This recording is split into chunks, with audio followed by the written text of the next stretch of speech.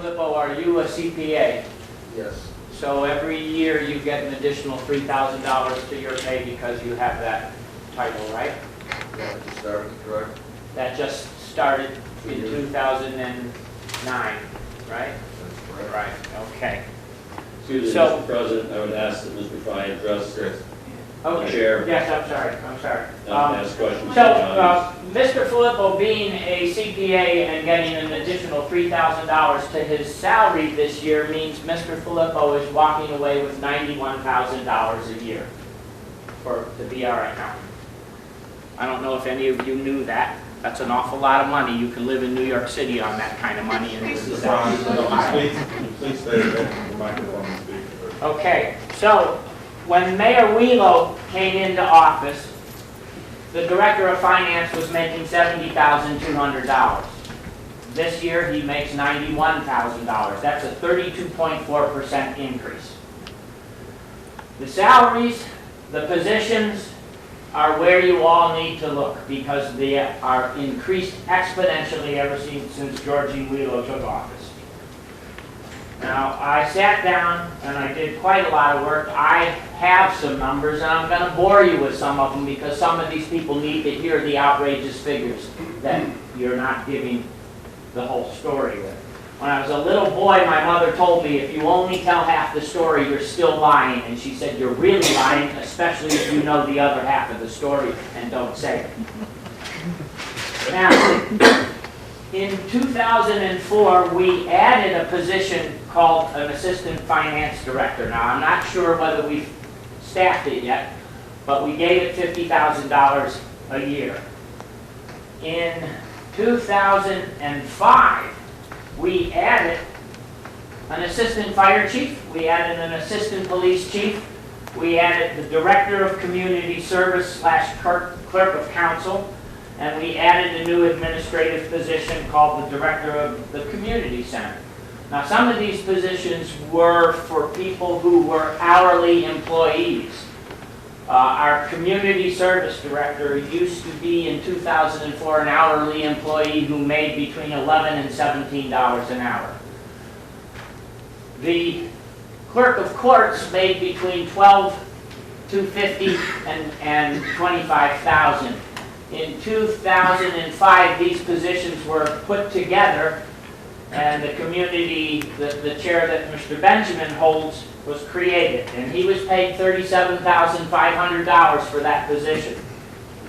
Now, Mayor Wheelo asked us all, the residents, for a 0.5% income tax increase, and it took her a couple of times at the ballot for it to actually go through.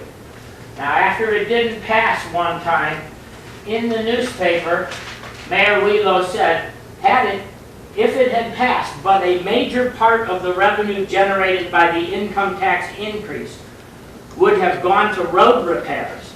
Wheelo said the city will now have little money to fix the roads.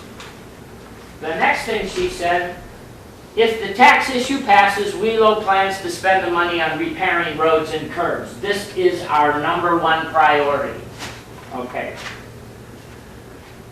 November 2005, the income tax increase passes, and boy, do the raises get pulled out at City Hall. And I'll tell you this. The Director of Finance got a 12.6% raise. The Director of Law got an 8.7% raise on his base salary, and he got a 25% raise on his hourly billing above and beyond his base salary. The Building Commissioner got an 8.3% raise. The Director of Public Service got a 4.4% raise. The Police Chief got 12.3%. The Assistant Police Chief, a brand new position the year before, got 10.7% increase. The Fire Chief got 12.3%. The Assistant Fire Chief, created the year before, he got 10.7%. The Director of Economic Development got 12.1%. Keith Benjamin got 60% increase. He got a $22,500 raise from 2005 to 2006.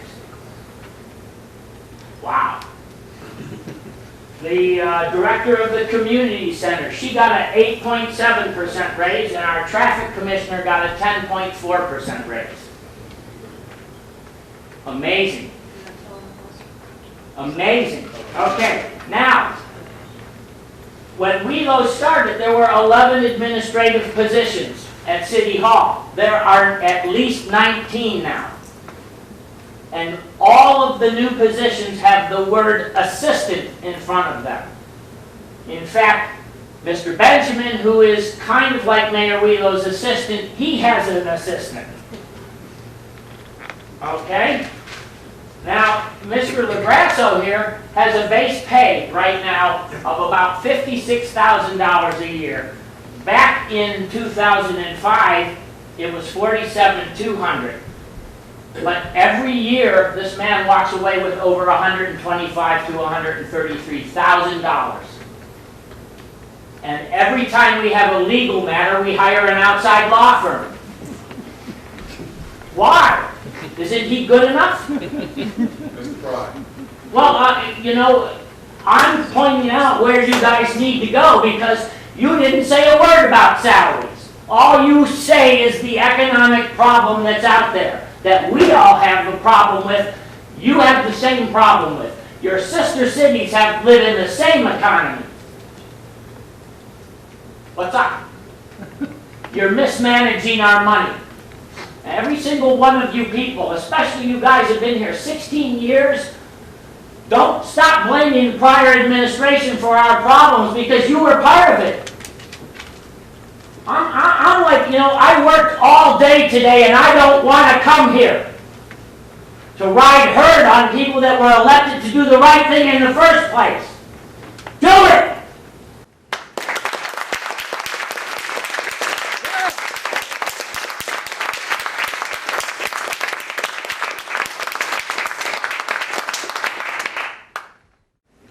I have been a resident of South Euclid for more than 40 years. Yes, I own my own home. And God knows that.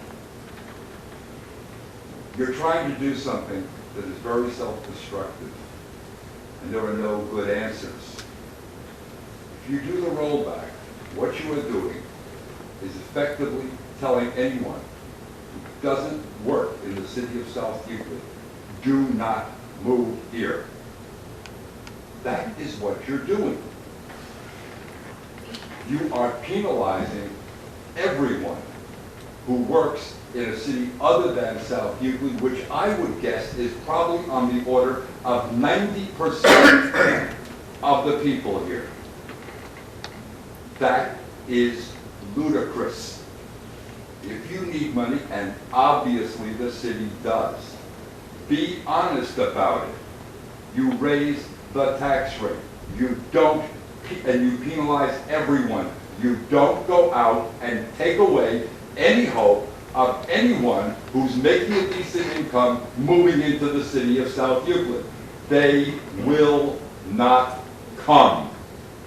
You can have all the bloody development you want. Your money comes from retail. Your money comes from the people who live in the homes in South Euclid. You treat you set up a separate class. If you work anywhere but in South Euclid, we're going to rip you off, and guess what? They will not come. And those who have decent incomes will bluntly move. What you're doing is stupid. Look at the reality. I don't think any of you have.